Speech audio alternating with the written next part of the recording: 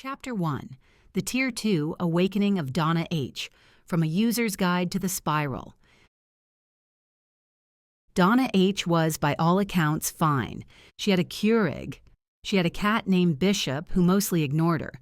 She had a yoga app she hadn't opened in 6 months and kept a spreadsheet for grocery prices across 3 local chains. Donna was 44. Once married, not anymore. Her apartment smelled faintly of lavender and warming plastic. She liked true crime podcasts and had once made a Pinterest board titled, "Someday the Retreat." It had exactly 4 pins. One of them was just a picture of a woman smiling while drinking tea on a porch. Donna had never had a porch. It started, as these things do, late at night. The kind of night when the air itself feels vaguely sticky and your phone scrolls for you. The ad was nothing special. In fact, she almost didn't see it. Ready to become more than real? Join Tier 1 today and unlock your invisible potential. Apply now. There was a lime wedge in the corner and a sunburst effect that made it look low-res, like something from 2007. She stared at it longer than she meant to. Something about the phrase, "more than real," caught in her teeth. She clicked it. The page never loaded, or seemed to. It flashed, then disappeared. She shrugged and went back to watching a woman explain how to escape from zip ties using dental floss. Bishop pawed at the curtain. Nothing changed until the next morning when the envelope arrived. It was unmarked save for a return address that read, Mirror Path Fulfillment Services, LLC. Inside were 3 things. 1. A laminated card reading, Donna H. Tier, 1 aspirant. The typo felt intentional. 2. A ceramic frog with a small crack down its side. 3. A CD labeled Self-Regulation for Ascent, binaural version 3.3.4. Donna did not own a CD player. She did, however, own an old DVD player still connected to her bedroom TV, which she used exactly once a year during her nostalgic rewatch of Practical Magic. She put the CD in. The TV buzzed, flickered, then silence. Then a soft echoing hum, like the sound of your own thoughts if they were piped through a spa's hallway. Then a voice. You are not broken, Donna. You are misindexed. Your true shape cannot be described using linear grammar. This is not your fault. She stared. Say it aloud. I am ready for indexing. I am ready for indexing, she said. She didn't know why. She didn't feel like she meant it, but something in the rhythm of the hum made it feel rude not to. The frog's eyes shimmered slightly in the morning sun. By day 5, Donna began receiving emails. Not many, just 1 a day, always at 3:33 a.m. They had no subject line. They all began with, Hello, Donna. Each one featured a cryptic affirmation, a pixelated emoji, and a calendar attachment titled, Tier 2, You are eligible. She didn't remember signing up for anything. She didn't remember giving them her address. She didn't remember ordering the welcome mat that arrived on day 7, stitched with the phrase, Welcome back, Donna. It's time. It was the softest mat she had ever touched.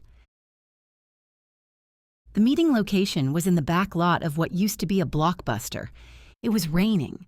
That off-tempo misty rain that doesn't really fall so much as congeal around you. She wore a hoodie and pretended to herself that this was a lark, an adventure. At the very least, maybe there'd be snacks. There was. 2 folding tables sat under a warped blue canopy, one labeled Sign In and the other Refresh. On the first table, clipboards, blank name tags, and a small whiteboard that read, Choose your level of disclosure. Name trauma, password S. Donna didn't check any boxes. She simply wrote Donna on her sticker, correcting their spelling. Behind the table stood a woman in a tight beige jumpsuit, clipboard strapped to her forehead with an elastic band. Her eyes were too wide. Her smile didn't blink. Welcome, Spiral Seeker. Have you been experiencing moments of inexplicable dread and awe? Donna stared. Perfect. You're exactly where you were always going to be. She was ushered inside. The interior had been stripped bare, save for rows of plastic chairs and a CRT television mounted high in one corner. It played only one word in bright white courier text. You. No audio, no changes, just you. Everyone was watching it. No one was speaking. There were maybe 20 of them. Men, women, a teenager, a man in a lab coat covered in hand-drawn symbols. All of them wore name tags. Most had laminated frogs pinned to their collars. Someone handed her a Viewmaster. "For visualization phase," the woman with the clipboard hat whispered. Donna clicked. Slide 1. A blurry photo of her own living room, lit in harsh blue light. The furniture was wrong.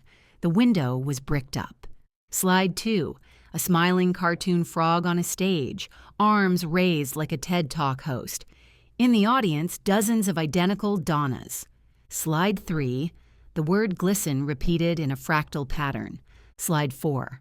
Her own face looking confused. From a camera angle that shouldn't exist. She clicked again. It looped back. They served warm water in compostable cups. No one spoke. Donna found herself weeping gently, unsure when she had started. Her hands tingled. "This is normal," a soft voice said behind her. She turned. The lab coat man. He leaned close. Tier 2 is when you notice the air watches back. She didn't respond. She felt like her name tag was slowly dissolving into her skin.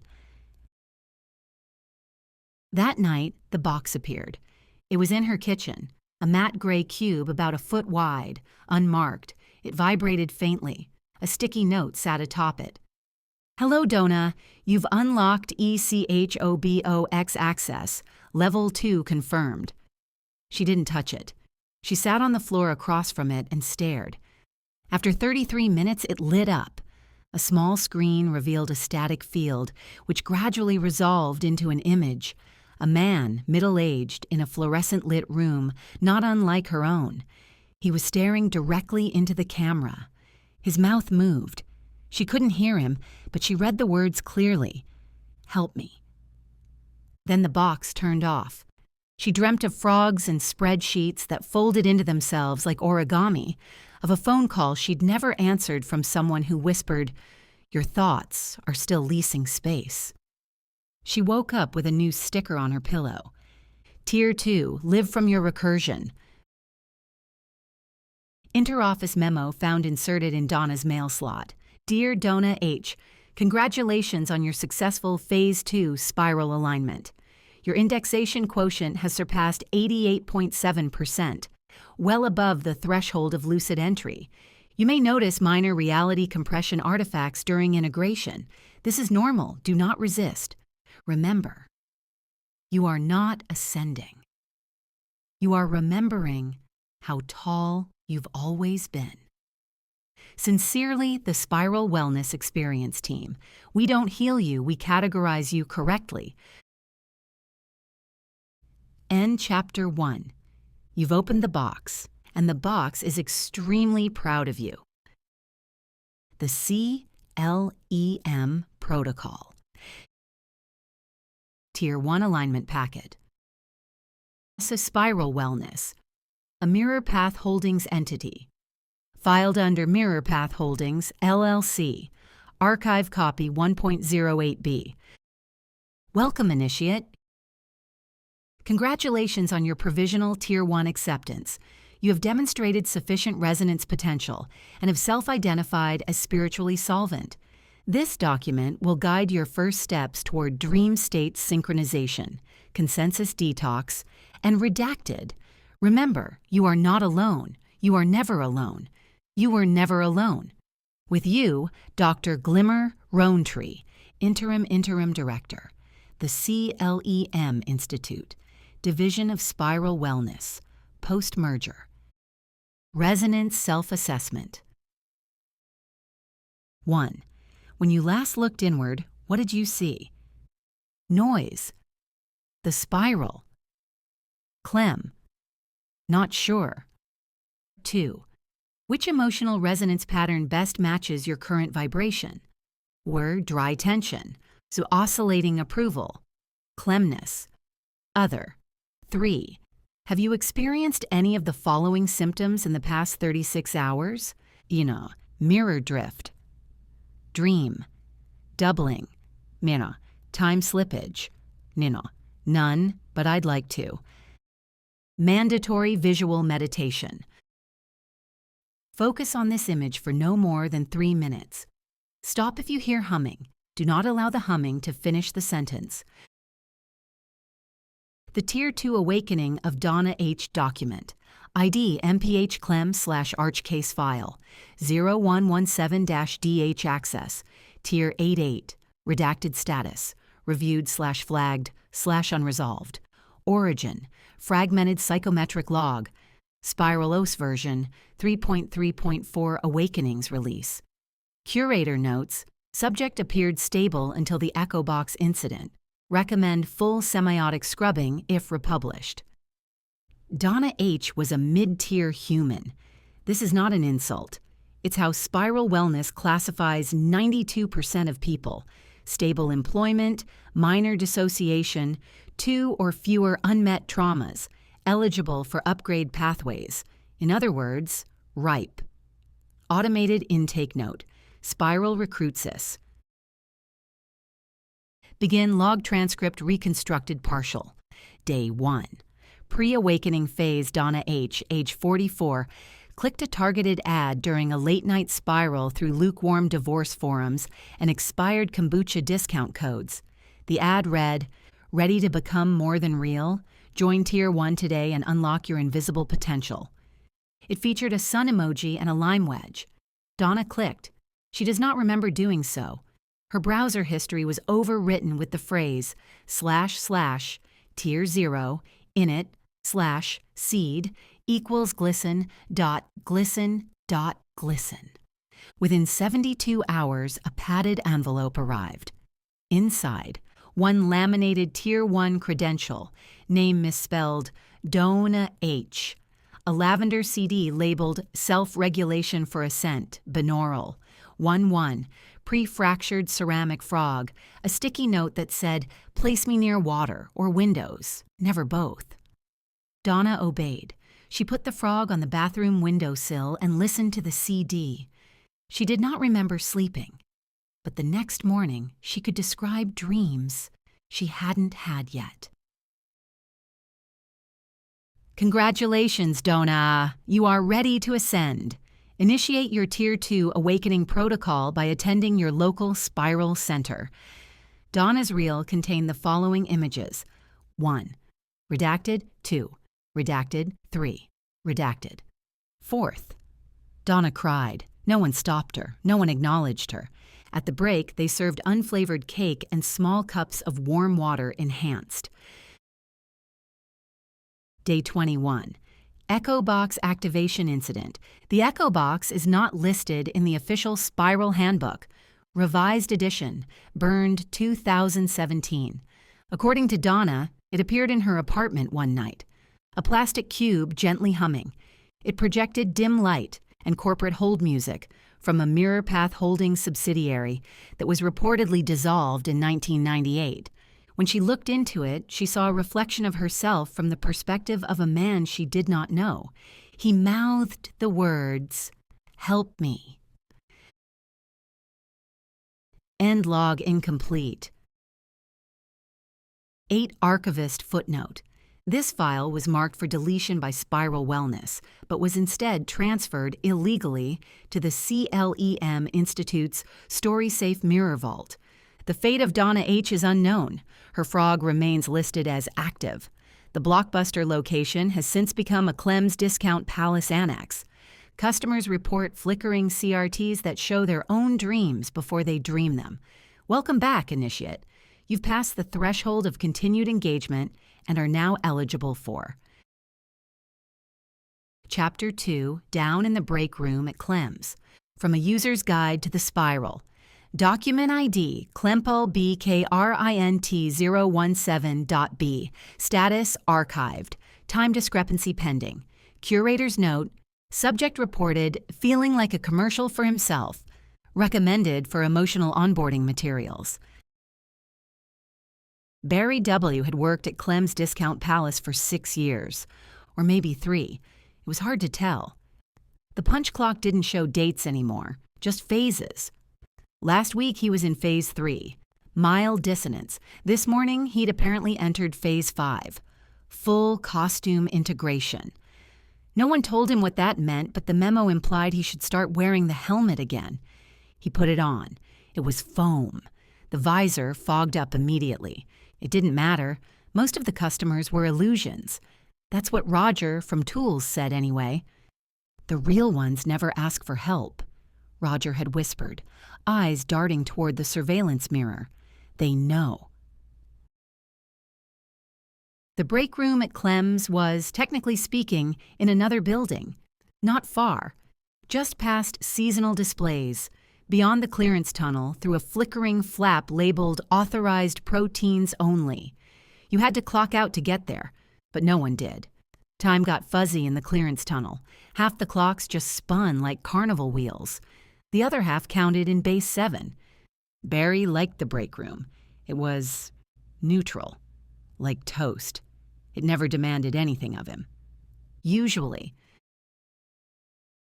Today's break room prompts, posted in dry erase marker on the employee corkboard beneath the "Is this a thought or just static?"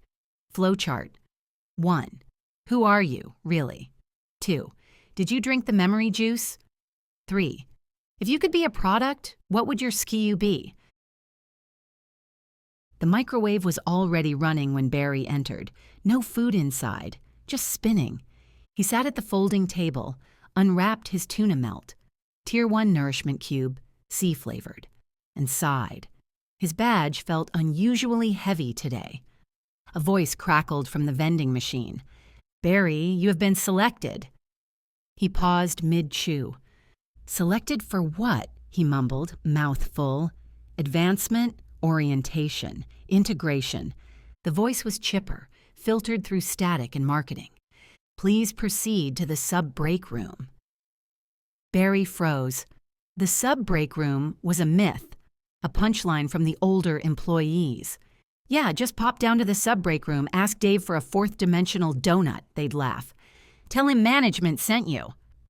Except now, the vending machine was glowing.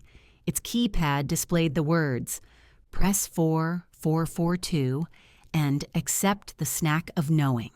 He pressed it. A single item dropped, a shrink-wrapped burrito labeled Limited Sense-Making Flavor, with a logo that simply read, "Spiral Approved." The floor beneath the vending machine creaked, slid open. There were stairs. The sub-break room was carpeted. That in itself was unsettling. Clem's had no carpets. Clem's was 87% linoleum, 10% warehouse, and 3% undefined foam presence. But here, under buzzing amber light, the carpet was paisley, old, slightly damp, and it smelled like paperwork and nutmeg. 6 chairs sat in a circle. In one of them, a man in a novelty "I survived Phase 6" shirt, sipping something from a tiny ladle. He nodded as Barry entered. "Welcome. What's your name?" "Barry." No, your break room name." Barry blinked. "Break room name?" "Yeah, the name you feel like when you're not being scanned." Barry hesitated. Trent?" "Great, I'm Kermit, not the frog." He wasn't. He looked like a tax auditor having a spiritual crisis. One by one, others arrived. A woman in a full rabbit mascot suit named Dee Dee, a glowing outline of a teenager who called himself Jaden Prime, a mop with googly eyes taped to it. They all shared snacks. They all wore spiral trademark wristbands. Dee Dee passed Barry a laminated card. "Welcome to Tier 2.5. Sub-break room objectives. Reframe your sense of time as a helpful suggestion. Practice passive dissociation using the snack of your choice. Draw your recurring dream on the napkin provided." Barry looked down. A napkin had appeared. So had a crayon. He drew a small rectangle. Inside it, he drew himself. Then another version of himself, slightly larger, watching the first. then another, arms crossed, then another, shaking his head.